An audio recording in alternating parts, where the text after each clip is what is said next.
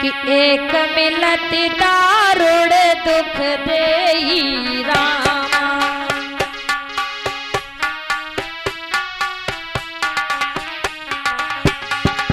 एक मिलती दारुण दुख देई रामा, बिछुड़त एक प्राण हरि लेई रामा।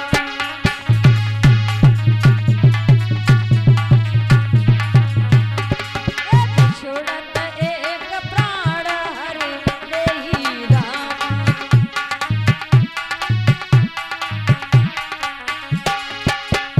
दुष्ट मिलने पर दुख देता है, भक्त लोग अच्छे लोग जब बिछुड़ जाते तो उनका दुख होता है। कभी कभी उनके वियोग में लोग, जहाँ सच्चा प्रेम होता है, प्राण भी लोग अपने त्याग देते हैं बिछुड़ने पर। तो देखिए भगवान श्याम सुंदर चलने लगे और आज सब पूछ रहे प्रभु से कब लौट के आओगे। और कैसे पूछ रहे थे प्रभु से, कौन कौन पूछ रहा है। रो रो कहते नर नारी, प्रभु अब कब दर्श दिखाओगे।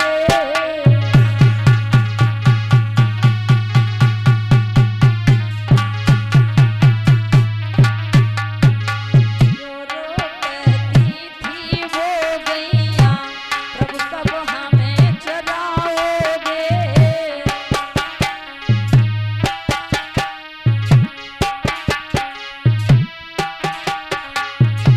हर दिल ऐसे तड़प रहा था, जैसे मेघ गरजता हो।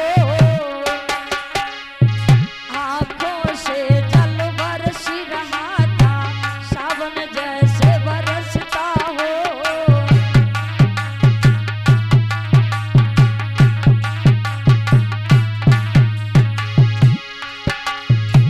और सभी भगवान की याद में रो रहे थे।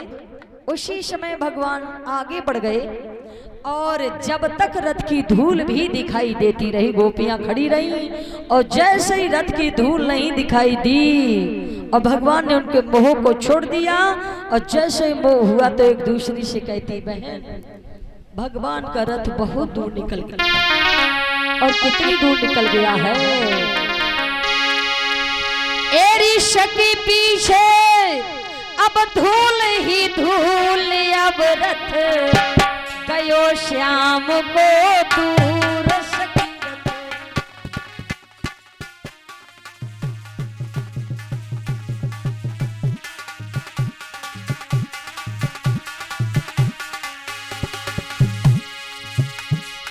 एरी सखी पीछे धूल ही धूल, अब रथ गयो श्याम को दूर सखी रथ। गयो श्याम को दूर सखी रथ।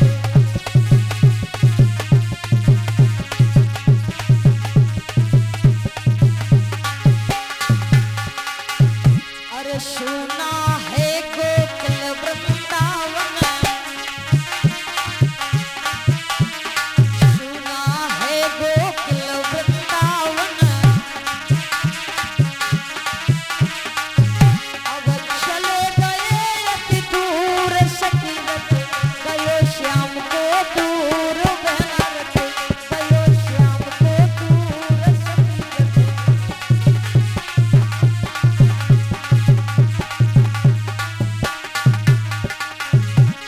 मेरी सखी पीछे धूल ही धूल, अब रथ गयो श्याम को दूर सखी रथ।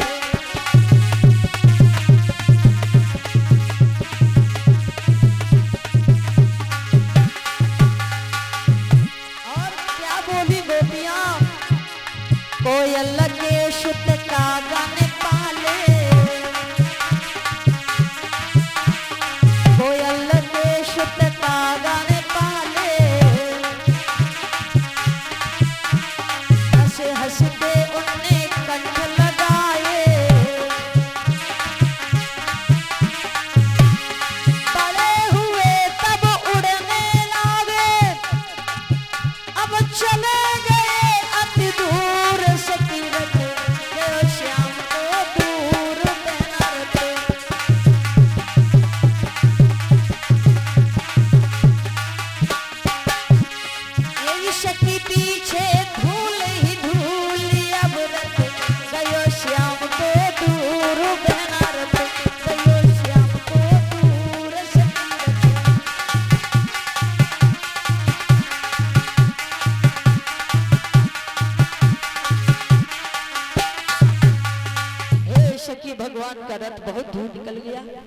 सखियां अपने अपने दरवाजे पर आकर के बैठ गई और इधर अक्रूर जी का रथ उस समय पहुंच गया यमुना के किनारे। अक्रूर जी के मन में यह शंका थी कि कहीं ऐसा तो नहीं है भगवान श्याम सुंदर को मारने के लिए और राजा कंस ने तो नहीं बुलाया है। अगर भगवान कन्हैया दाऊ भैया को अगर कंस मारेगा तो मैं तो बचा भी नहीं पाऊंगा, क्योंकि वो तो राजा है। मन में शंका हो गई, रथ खड़ा कर दिया और यमुना नदी में घुस गए स्नान करने के लिए। स्नान करने को जैसे ही घुसे तो भगवान तो सबके मन की बात जानते हैं, सब भक्तों को पहचानते हैं। उसी समय हमारे प्रभु ने उनकी बात जान करके और उन्हें ऐसी माया दिखाई, जैसे ही डूबक लगाते हैं अक्रूर जी तो भगवान उस समय जल में हैं, शेष शैया पर लेटे हैं।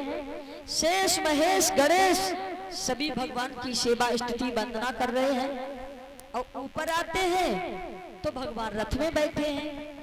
जिधर नजर पहुंच जाती है उसे भगवान ही भगवान नजर आता है। अक्रूर जी को भगवान ने अपनी पहचान करी, तभी पहचान उनको हो पाई।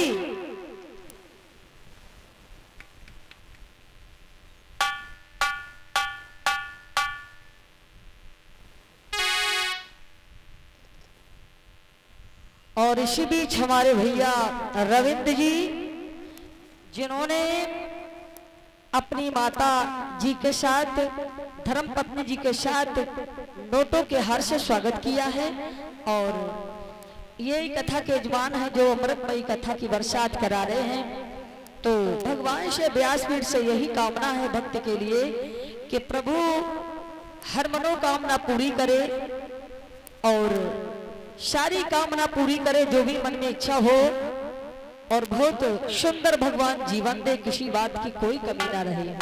बोलिए वृंदावन बिहारी लाल की, सावरे सरकार की। और आज उसी समय अक्रूर जी को भगवान ने अपनी पहचान कराई है। भगवान सबको अपनी पहचान नहीं कराती है, सारा जीवन निकल जाता तो भी पहचान नहीं हो पाती है, लेकिन भगवान ने अपनी पहचान उस समय अक्रूर जी को कराई है। तो देखिए भक्त गोस्वामी जी भी बता रहे हैं कि पहचान उसी को होती है जिसे भगवान खुद से अपनी पहचान करा देता है। और बताया है, जय जानते तेई जनाई और जानत तुम्हें है जाई।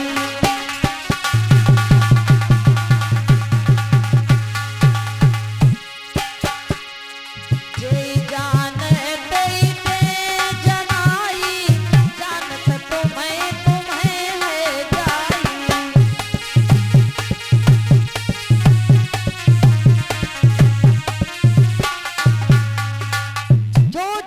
चाहे भगवान उसे अपनी पहचान कराते हैं, और जो जानना ही नहीं चाहे उसे भगवान की पहचान होती नहीं। अक्रूर जी ने चारों तरफ भगवान के दर्शन किए, सोचने लगे मैं तो व्यर्थ में चिंता कर रहा था, ये तो संसार का मालिक है, जगत पिता है, और चल करके उस पापी कंस का वध करना। स्तुति वंदना की और स्नान ध्यान बना के अक्रूर जी निर्भय होकर के रथ में बैठ गए। सारी शंका दूर हो गई और अपना रथ हाँक दिया, और धीरे धीरे शाम तक आज अक्रूर जी का रथ मथुरा में पहुंच गया। जब तक गोकुल वृंदावन में रहे और तब तक यशोदानंद के बेटा कहते रहे, और जैसे ही उस नगर में मथुरा में प्रवेश किया, देवकी नंदन तुम्हारी जय हो, और देवताओं ने एक नाम दिया है, बोलो देवकी नंदन नाथ की। और आज देवकी नंदन कह करके स्वागत किया, निवास स्थान पर ठहरा दिया जाकर के। और आज अक्रूर जी ने शाम हुई, प्रभु का भोजन वोजन किया और सो गए। सुबह उठते ही कहते प्रभु अब तो हम बाजार देखने जाएंगे, काका हमें बाजार देखने भेज दो। अक्रूर जी उस समय कहते जाइए प्रभु आपको आज्ञा है देखाओ। तो देखिए बाजार देखने चले तो सबसे पहले भगवान श्याम सुंदर को राजा कंस के कपड़े धोने वाला रजक मिल गया, जिसको धोबी कहते, वो मिल गया। भगवान ने कहा हम कंस के मेहमान हैं लेकिन कपड़न से बड़े परेशान हैं, या तो कपड़ा किराए पे दे दो, अच्छा मांगे से दे दो, हमें कपड़ा दे दो। कंस के धोबी को अपने पद पर बहुत बड़ा अभिमान था भक्तों। किसी को अपनी जाति का अभिमान होता है, किसी को अपने पद पर अभिमान होता है, किसी को अपनी दौलत का अभिमान होता है, किसी को अपनी सुंदरता पर अभिमान होता है और किसी को अपनी शौहरत पर भी अभिमान होता है। तो कंस के धोबी को बहुत बड़ा अभिमान था, सोचता था वो हम राजा से जो कहेंगे राजा वही करेगा। भगवान ने कहा कपड़ा किराए पे दे दो, चाहे मांगे दे दो। उसी समय उसे क्रोध आ गया और कहा तेरे भाग्य में क्या राजा के वस्त्र लिखे हैं। देखिए भगवान से क्या बोला वो, क्या राजा के वस्त्र देखे हैं तुमने? भगवान कहते हैं वस्त्र नहीं देखे हैं, हाँ कपड़ा दे दो हमको। तो भी बोला हमारे चाहे प्राण भी चले जाए फिर भी कपड़े नहीं देंगे। और बन बन में गैया चराने वाले ग्वालाओ, तुम कमरिया उड़ने वाले हो, जब तुम कमरिया उड़ने वाले हो तो राजा के